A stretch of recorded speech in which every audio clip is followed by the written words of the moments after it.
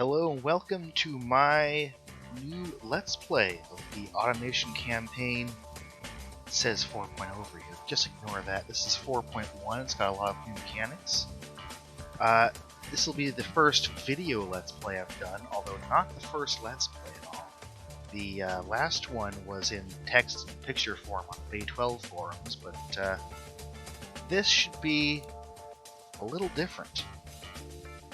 Last time the theme was we had a pretty easy start, and I had viewers choose most of the cars we're going to make, but instead this time we're in video format and we're going to make it about as difficult as possible. That's not strictly true, but let's just say we're going to be the no money car company here, starting at Facelift, why not?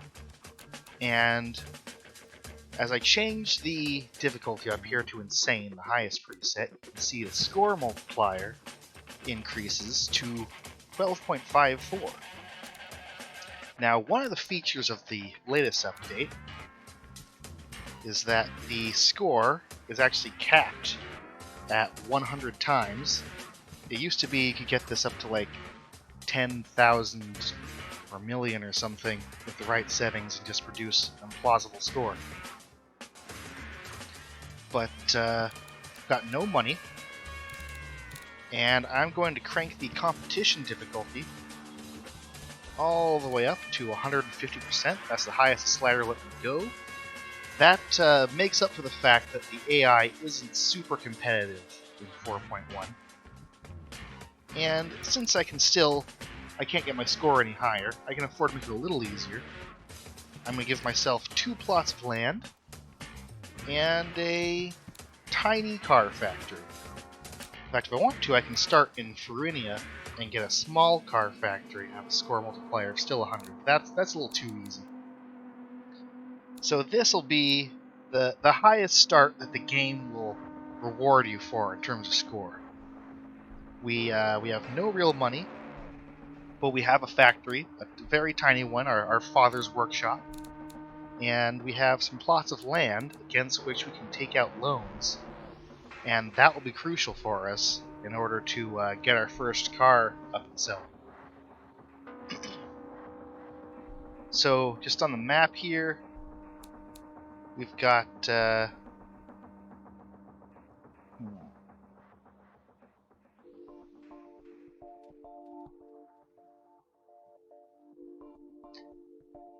for reference, Hetvasia is kind of a proxy to like the Nordic countries or some of the more boring parts of Europe. Gazmia is supposed to be the United States and also Britain to some degree, but mostly they like large cars, they have a high budget. Mechwarrior is kind of Italian, they have lower budgets, but they also have a preference for small, sporty cars. Arcana is the Eastern Bloc, and that's where it's really harder to start. Because at first, you have a market before the borders open up that only buys very poor cars, and Deluha is like the Saudi Arabia or something. They almost never outlaw leaded fuel. Very rich, prefer very large cars. But we're going to start in Hetvasia, and that will mean early in the game we only export to Gazmia and Mechwarrior, still a very advantageous position. Congratulations on starting no money. Your family connections have granted you access to a level 0 car dealership network. Yeah, that's right, we no family history of building cars here. Now, the smart thing to do when you have a small capacity factory is to target one of the markets that has a high budget and generally a smaller number of customers in it. And we'll talk more about this market screen later, but I'm going to go ahead and start off making a luxury car.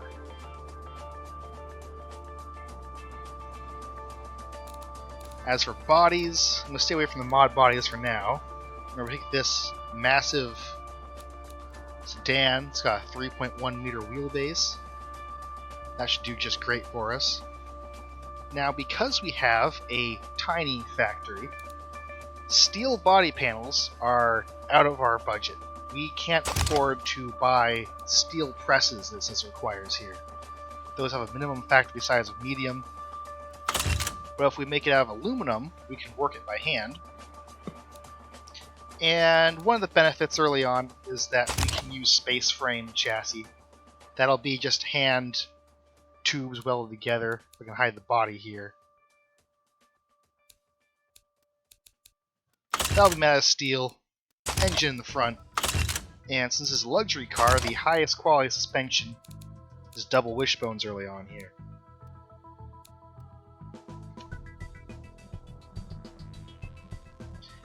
For our first engine, go ahead and make a inline 6 here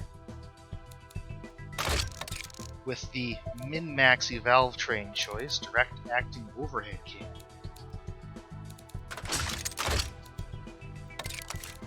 With the heavy duty. I kind of have an idea what I'm building already, but I'll explain this more as I tune the engine.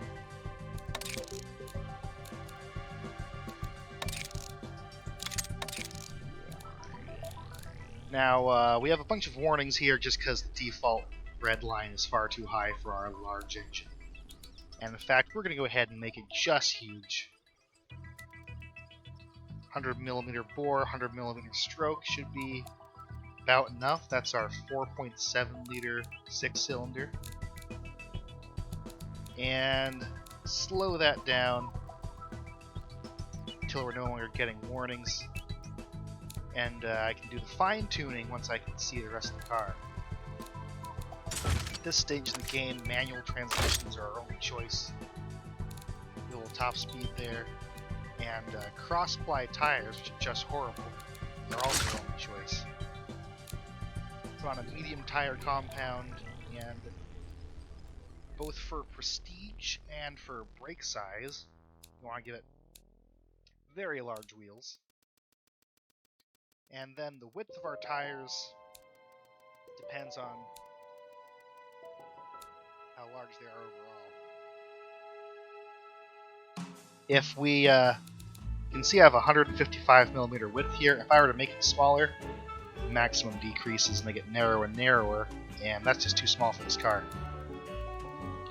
So, just enormous tires here. That's okay, they can afford it. This is the luxury market. Biggest possible brakes. None under tray, none cooling airflow.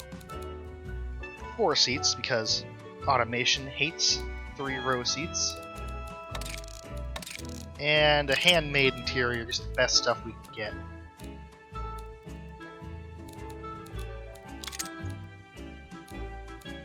And let's see, flashing warnings. Oh yes, that's what you can expect to see once you choose all the parts for your car, and we have our first look at the stats here. That's because the wheel spin is horrible, because our top speed's too low.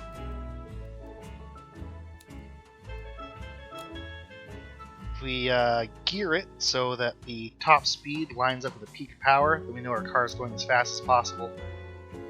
And since there's still some wheel spin, just reducing the spacing here helps a lot.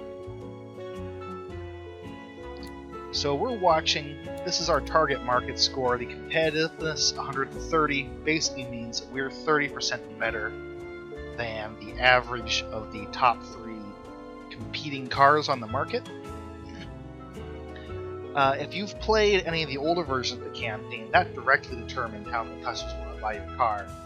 But now, in campaign 4.1, there are actual amounts of competing cars, and they could, for example, sell out if they don't have a large enough factory.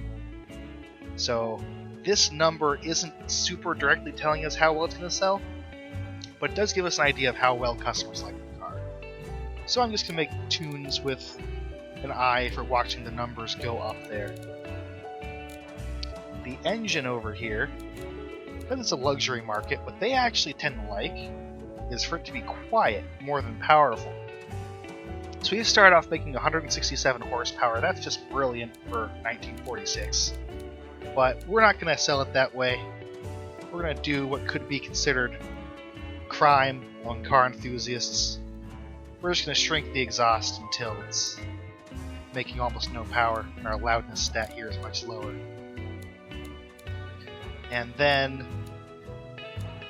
that's causing engine knocking. It's pre-detonating. Let's see, can we go even lower? See, they like it a lot more now. 159, 165. Even with the engine malfunctioning because it's too choked on the exhaust, they like that more. That's how much they care about loudness. They'd rather lose 2 loudness than gain 40 horsepower. They don't really care if this car is faster. So that's where we're going to end up. We've lost about 65 horsepower, and our engine is just whisper quiet. Which I might even lower the cams, get smoother.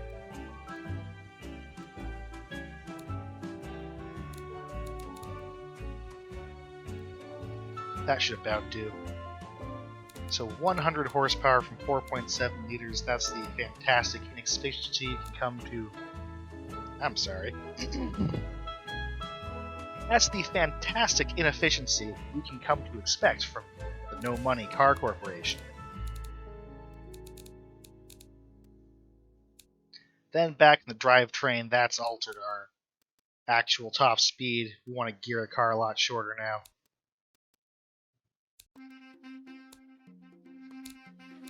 So when we're happy enough, and I think I'm about getting there, I guess I want to make some tunes to the suspension. The other thing that the luxury market's going to like is a high comfort multiplier. And we can basically just adjust the spring rate down here.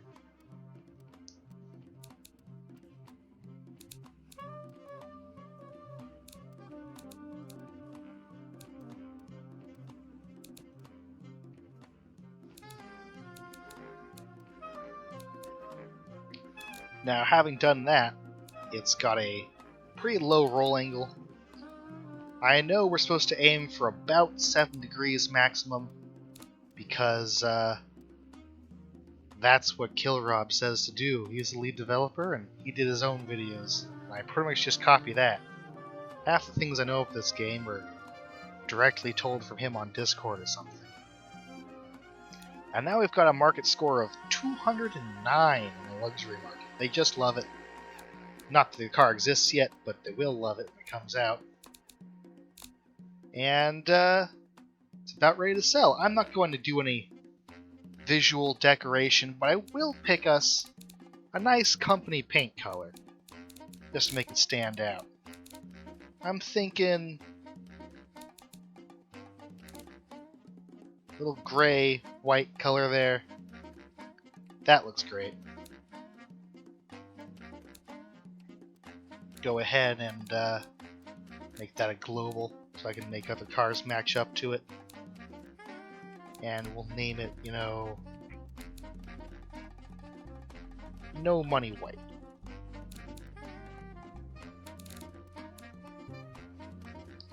And over here we can see why the car costs what it does cost, but we're not going to worry about that too much right now. I'm going to talk about that more when we update our car later. And what should we name it? Why, I think the No Money Model 1's a brilliant name. And we'll just make this the 1946 version, just when we're signing off engineering. Now we've got to set up our factory. And we already have this tiny factory. It's only going to cost us $100,000 to set up, which is great, because we have no money. So the automation slider here, we have handmade interior, aluminum body panels, and a space frame chassis, and none of those lend themselves to being highly automated.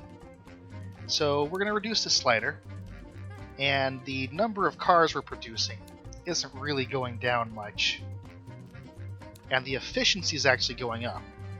So the factory, more automation produces more cars normally, but it's also modified by this efficiency, and because we're a very small factory with a very handmade type of car, it's going to be low automation. Now, since it's low automation, we can afford to get the best tools money can buy for only 200,000. That's a bargain. You'll never see a factory that cheap in this game later on. And we'll make it a little more QA threshold. So this factory, this tiny little tool shop, we can produce 60 cars per month. And I'm going to pay my work as well. Because we're a classy company, we make good cars. Now, engineering. This is where I think a lot of people miss out on the opportunity to get the most out of their car. So, for example, knowing that we're selling to a luxury market, this reliability slider, we don't need it. It's going to come out years earlier because we've done absolutely zero reliability testing.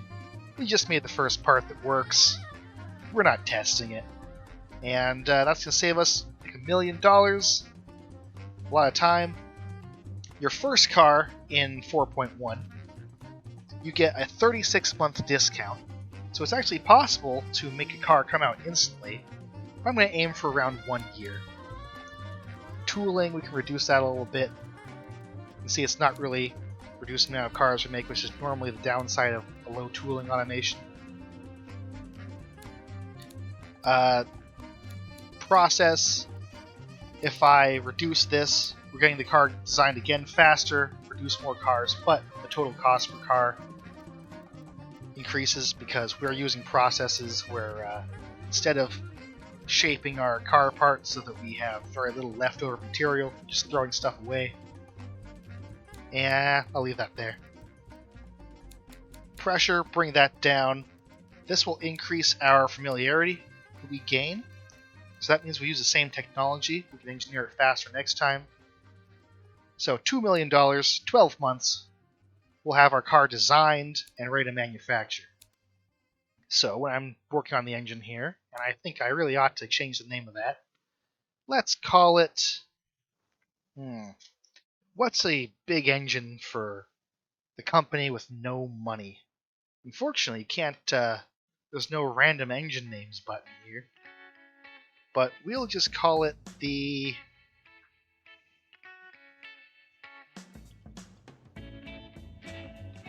Double the D100. It's 100-stroke, 100-bore, 6 cylinders.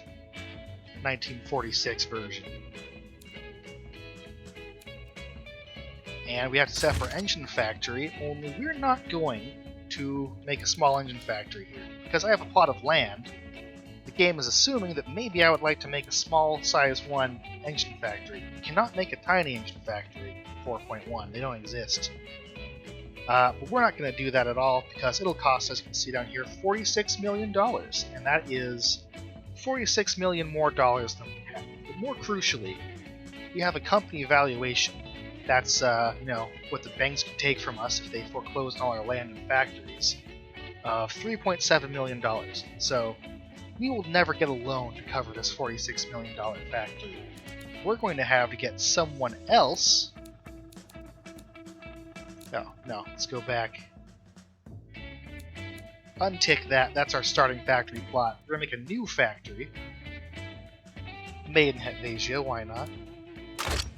A contract, which costs $0. We're going to pay someone else to build our engines. And we don't get to customize any of this, and they're not going to be cheap. But needless to say, the upfront cost savings are worth it. They don't need to be reliable. And we can learn a little more about the engine building process on the way.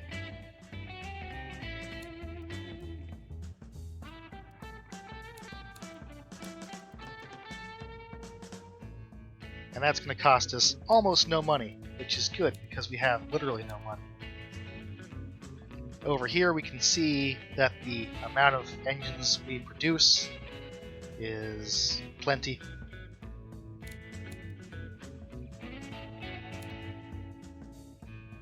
Now this is the tricky part of the 4.1 campaign, as deciding how much money we're going to charge for our car. Now we're going to sell our car to the dealerships, and then the dealerships are going to add a margin on top of that that determines how expensive or how much money they're going to make. So the customer is going to pay our price plus the dealership margin.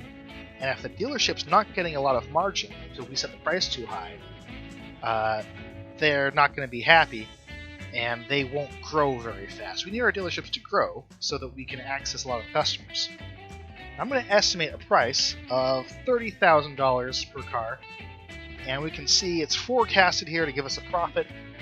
Don't rely on this too heavily, because it's based on the old version of the game calculations, and is almost totally useless for version 4.1. Sometimes it'll tell you're going to make money, you don't. Sometimes it'll tell you you're going to lose money, you're actually great. But what we are also going to do is set the minimum shifts for our factory down to 0.5, the maximum shifts down to 2, so that we're not working overtime, and we're not producing any more cars than we're selling if we can help it. That way, if we're producing a lot of cars and they're not selling, that's costing us money very fast. And we could go bankrupt pretty fast. Change it back down to $30,000. When you set a price in here, it determines the margin. But if you do anything that changes the margin, for example, our labor is now a little more expensive because I changed the factory shifts, you don't need to mess with this, isn't super important, then they adjust automatically. For example, I can choose not to include the cost of tooling my factory, and the car gets a little cheaper. So, $30,000, people can pre-order with a 10% deposit, we'll get to that. And you can buy the 1946 No Money Model 1. At least you can if you own a dealership, you can buy it for that price. And as for a loan, we have a projected total cost here of $2.88 million. Most of that is engineering for the car. And we're going to pay that back over the course of, let's say, 5 years. If we give it too quickly, then we might have a problem, because we're going to start off with no dealerships. They're going to grow pretty slowly as we start to sell more cars and become more popular. And we'll sign that off. So we have no money, we have a big loan. Actually, I probably should have tried to take out a larger loan, because I'm going to want to spend money on marketing. Well, we're just going to deal with the game taking money from us automatically.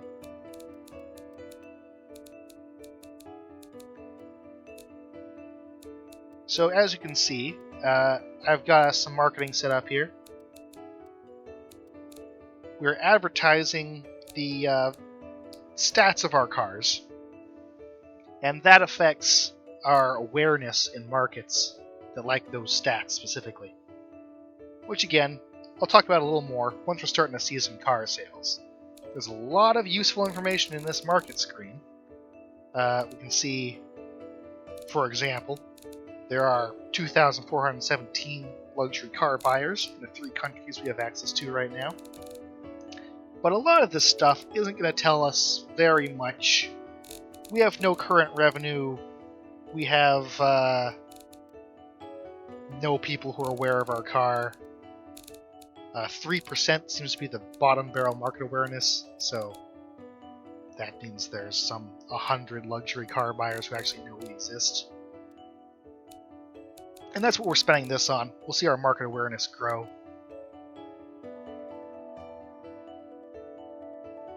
So the very first month that passes over here, it's now February 1946, we're spending money on marketing. I should have made our loan a little larger, because it defaults only covering our engineering costs and factory costs. And our cash balance is negative. So we've been forced to take a loan that'll cover us for 6 months or something. That's fine.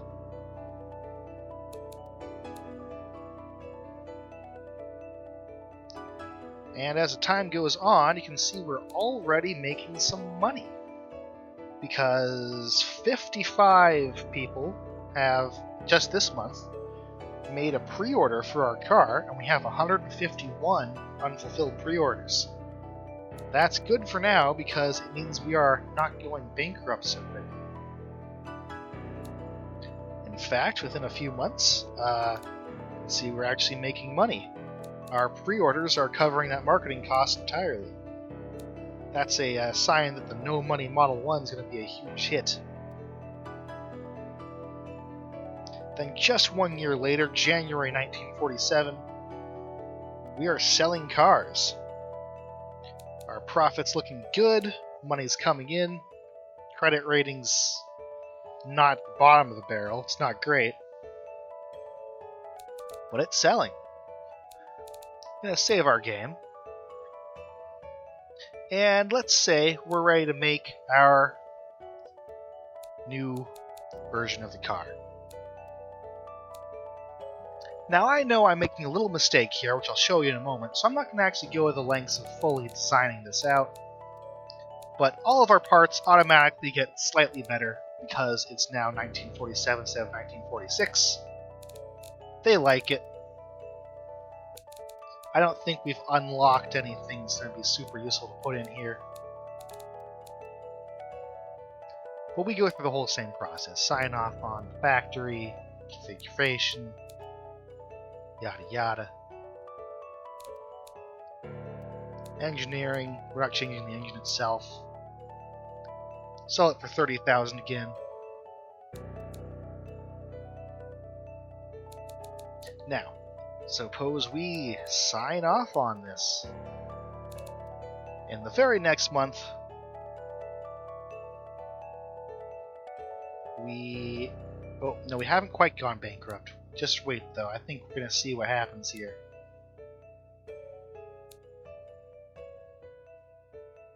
Oh, wow. We actually haven't gone bankrupt. But we did have to pay back our pre-orders for the original 1946. I'm actually surprised that didn't bankrupt us. You can see we have a lot less money now. Our expenses take a huge spike in that year. And one thing to watch out for is these pre-orders.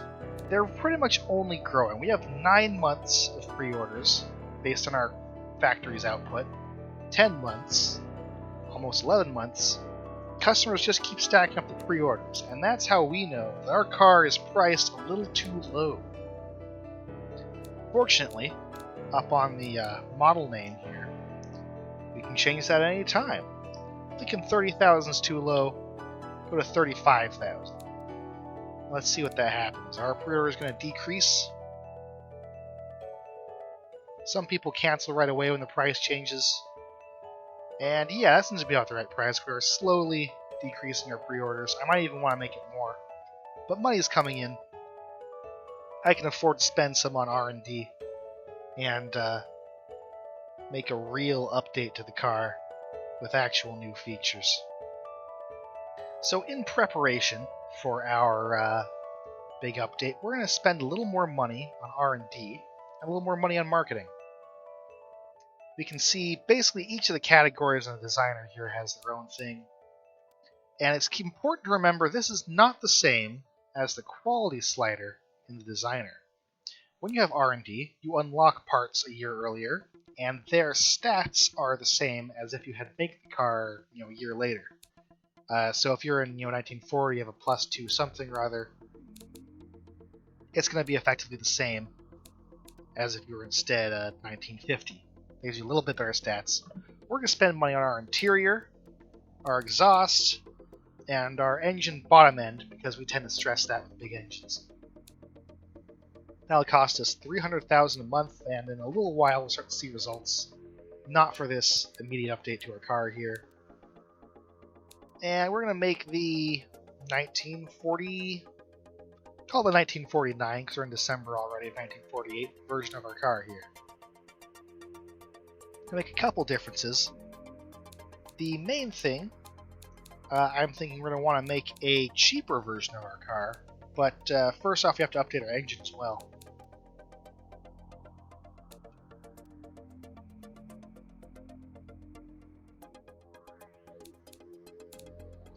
Not a lot's different. I don't think we really unlocked any big parts that are going to help us here. But it looks like I could go a lot richer on the fuel mixture. Afford some more exhaust quality. That's all stuff they like. They don't care about gas mileage. And with the richer fuel mixture, I can go more compression. Gives us more power. The engine's a little more powerful, a little quieter, a little more throttle response. And that should be all the changes we need to make. Give it a listen here.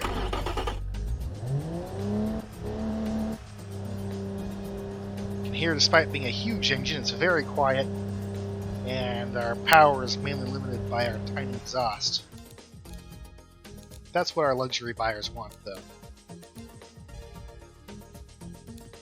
Nothing really changing in the car department. Oh, I forgot this. This is another big area we can make it like more. Our car currently takes approximately forever to come to a stop, 77 meters from 100 kilometers an hour. But since that's pretty poor anyway, they won't mind if we just make it a little worse. If I keep making the brake pad softer, you can see the score keeps going up over here. I'm just going to keep on doing that until they don't like it anymore. And it turns out they like the car to stop in about 100 meters, as long as it's quiet. They, maybe the highways aren't that fast here. Put a little more quality on the interior. A little quality on the suspension. That all costs us more production units, which increases the price of the car and reduces how many we can make. Little engineering time, not much. They should like it. And I'm also going to make a cheaper version where instead of a handmade interior, also get a loading screen with some of the automation live racing cars I took a picture of here. You just saw the Mechwarrior go by. We give this not a handmade interior, which is horrendously expensive, but a luxury interior. I'll just make the car a few $1,000s cheaper, and in 4.1, it's very beneficial to have cars at multiple price points. Now, with all that, I'm hoping... How much money do we have? 8 million? And a company valuation of 10? Yeah, we're doing great. It's time to go for a much larger factory. A small 2 factory will produce about 6 times as many cars we've been making. And has a building cost of 10 million, which I think we can handily afford.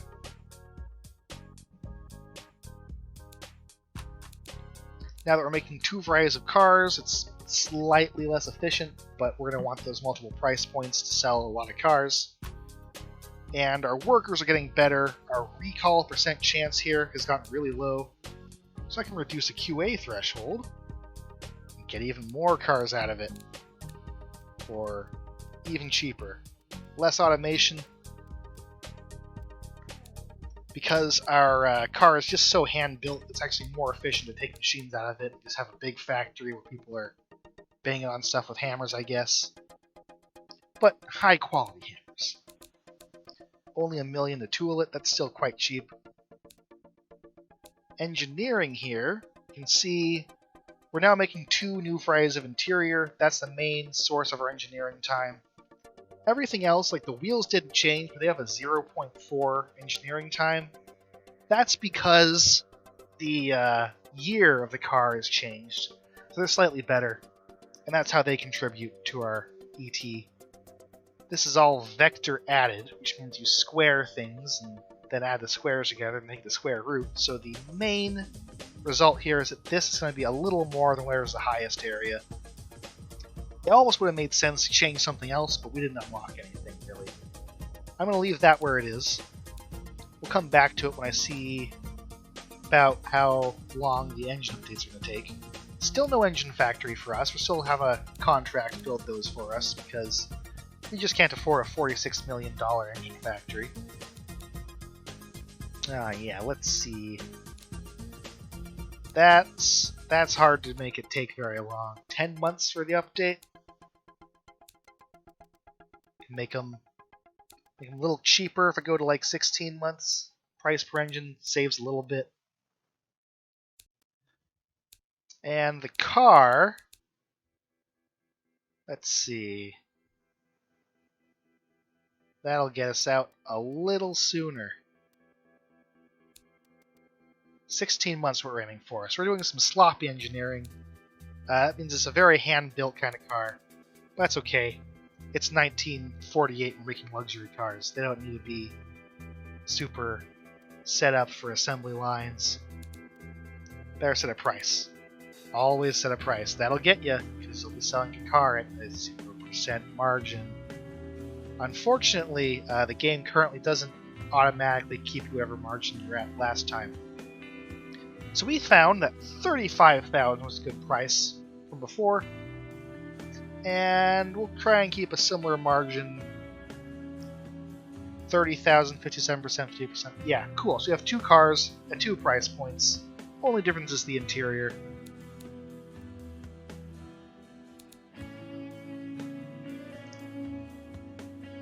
As for a loan,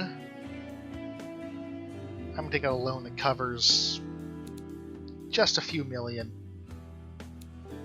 Yeah, 5 million. I have a projected 20 million cost. 20 million? That's still high. Factory costs 10 million. How much are we spending on engineering?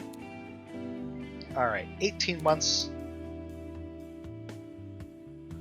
5 million loan or so. We'll see how we're doing.